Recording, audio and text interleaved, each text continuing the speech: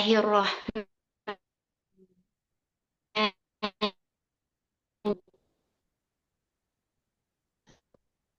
Baik. Eh,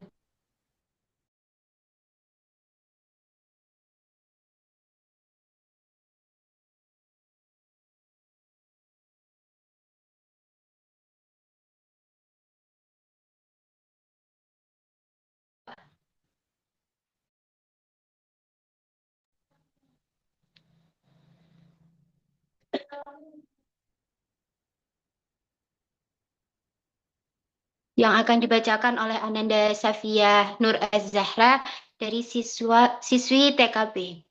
Kepada Ananda Safia, saya persilahkan.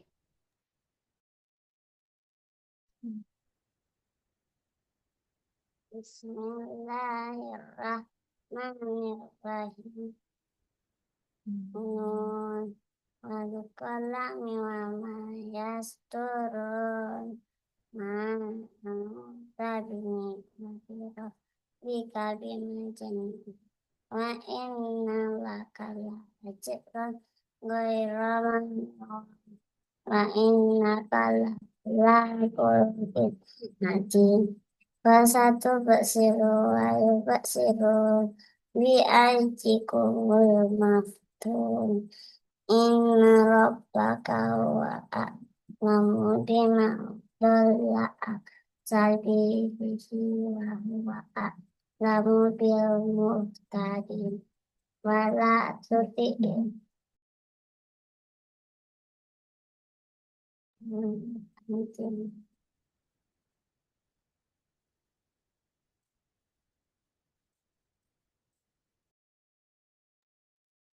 Masya Allah, baik. Selanjutnya, sari tilawah yang akan dibawakan oleh Ibu Dina. Kepada Ibu Dina, saya persilahkan.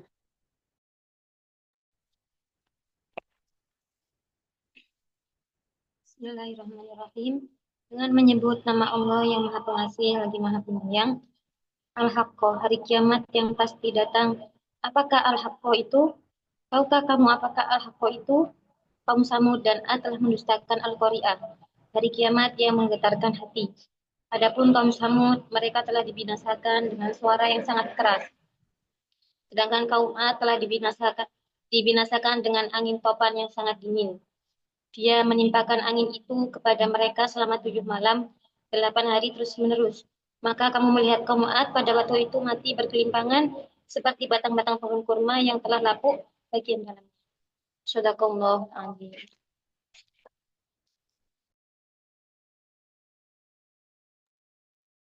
Allah Maha Benar Allah dengan segala firman-Nya.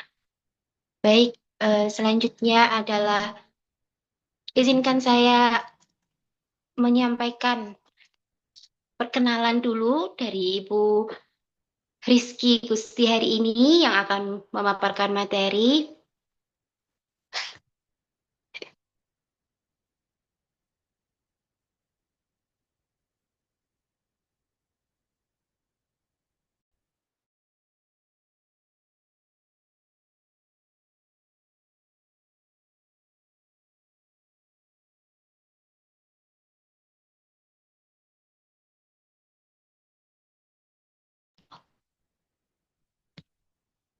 Baik, beliau adalah Ibu Rizky Kusumaning Gusti, SST. Beliau adalah ahli gizi dan KA instalasi gizi dari tahun 2011 sampai 2014 di Rumah Sakit Kusuma Bakti Bondowoso. Kemudian beliau juga narasumber parenting dan Islamic Time Management. Kemudian beliau juga konsultan gizi dan sebagai narasumber juga. Lalu beliau dulu mengemban pendidikan D3 Gizi di Polkes Malang dan D4 Gizi Masyarakat Polkes Malang. Baik, untuk mempersingkat waktu, marilah kita berkenalan secara langsung dengan Ibu Rizky Gusti. Pada Ibu Rizky Gusti, kami persilahkan. Baik, terima kasih Ibu. Assalamualaikum warahmatullahi wabarakatuh. Waalaikumsalam Waalaikumsalam warahmatullahi warahmatullahi wabarakatuh. wabarakatuh. Apa kabar semua bunda-bunda? Ada ayahnya juga hari ini? Alhamdulillah baik. Ada ayah juga atau hanya bunda-bunda pada pagi hari ini? Insya Allah bunda-bunda saja. Insya Allah bunda-bunda saja boleh, nggak apa-apa. Harus ditanya karena saya takutnya menyapa hanya bunda-bunda, ternyata ada ayahnya juga. Jadi akan saya sapa ayah bunda jika ada ayahnya. Tapi kalau bunda-bunda saja tidak apa-apa, karena memang kalau kegiatan pagi biasanya yang punya waktu lebih luang adalah bunda-bunda ya, Bu. Terima kasih kepada Yayasan Al Mutakin yang memberi saya kesempatan untuk bisa sharing lagi di sini. Senang sekali rasanya, lama tidak jumpa. Alhamdulillah pagi hari ini di suasana yang cerah. Kalau di Bondowoso cerah, kebetulan saya ada di Bondowoso. Di Malang bagaimana, Bu? Di Malang Alhamdulillah cerah juga masih ya? cerah. Alhamdulillah cerah. Alhamdulillah. Masih cerah, biasanya sore hujan ya. Iya benar. Ya, baik. Saya Rizky, saya sebenarnya seorang ahli gizi, tapi setahun terakhir ini saya lebih mendalami materi tentang Islamic Time Management formal.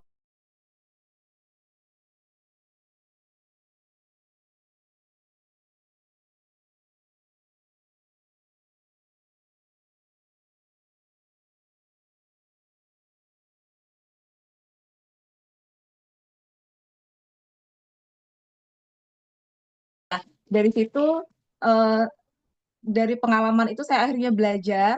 Saya rasa bahwa ada orang yang bisa punya waktu sama-sama kita waktunya 24 jam, tapi ada orang yang bisa punya banyak kegiatan dalam sehari. Tapi ada juga yang kayaknya kita kok gini-gini aja tiba-tiba udah sore ya. Kok gini-gini aja tiba-tiba kok udah malam aja waktunya tidur lagi gitu. Sebenarnya ada apa di balik waktu yang 24 jam ini? Kok setiap orang seperti rasanya beda-beda. Dan setelah perjalanan saya belajar, akhirnya saya menemukan bahwa ada namanya waktu yang barokah. Nah, waktu yang barokah itu yang ketika kita mendapatkannya itu adalah kenikmatan yang luar biasa. Karena apa? Karena seolah kita tuh punya waktu yang panjang sekali gitu.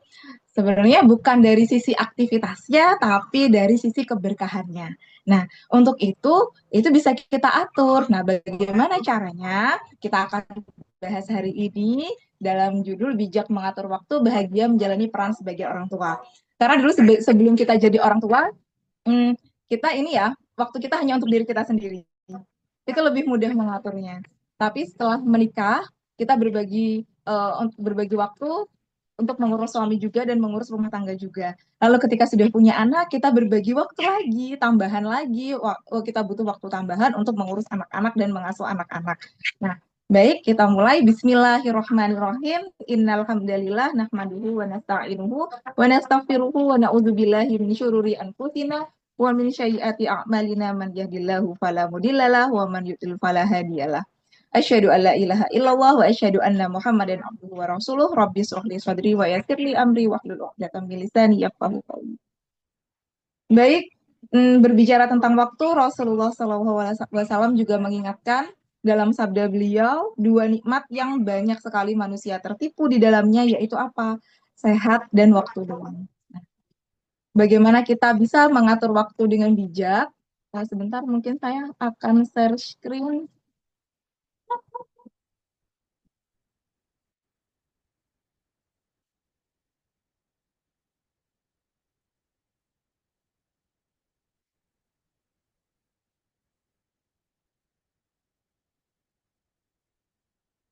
Apa sudah terlihat? Sudah muncul ya materinya? Sudah, Bu. Baik, ya. Em, Sebagai orang tua itu kadang kita merasa waktu kita menjadi sangat sempit ya, waktu kita habis untuk mengurusi pekerjaan kita, mengurus anak-anak, mengurus rumah, apalagi sebagai seorang ibu yang aktivitasnya banyak sekali dari bangun tidur sampai tidur lagi. Nah, bagaimana kita bisa bahagia menjalani peran sebagai orang tua? Seperti tadi yang saya sudah sampaikan, saya mempelajari ini karena saya dulu juga susah sekali mengatur waktu saya. Seakan-akan 24 jam itu kurang.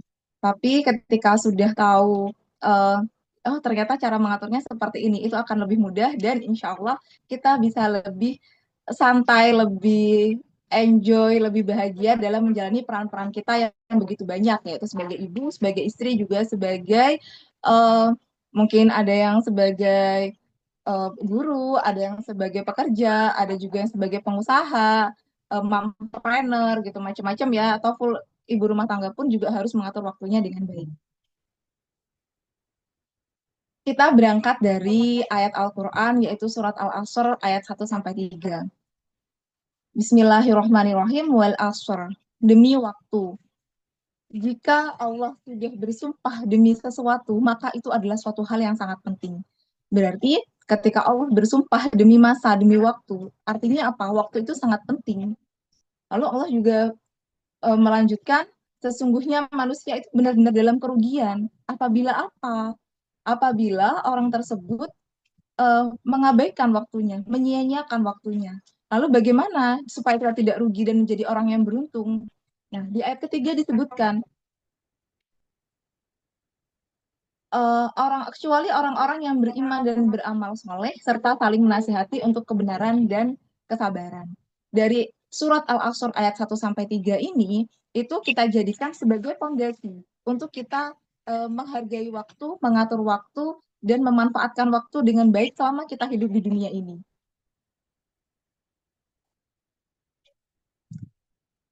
Ya.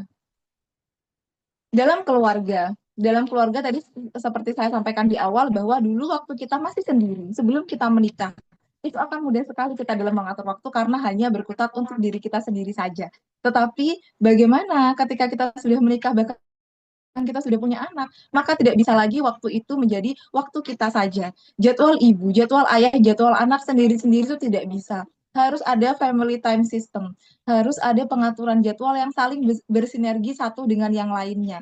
Jadwal ayah akan menyesuaikan dengan jadwal ibu dan jadwal anak. Begitu pula dengan jadwal ibu, menyesuaikan dengan jadwal anak dan jadwal ayah.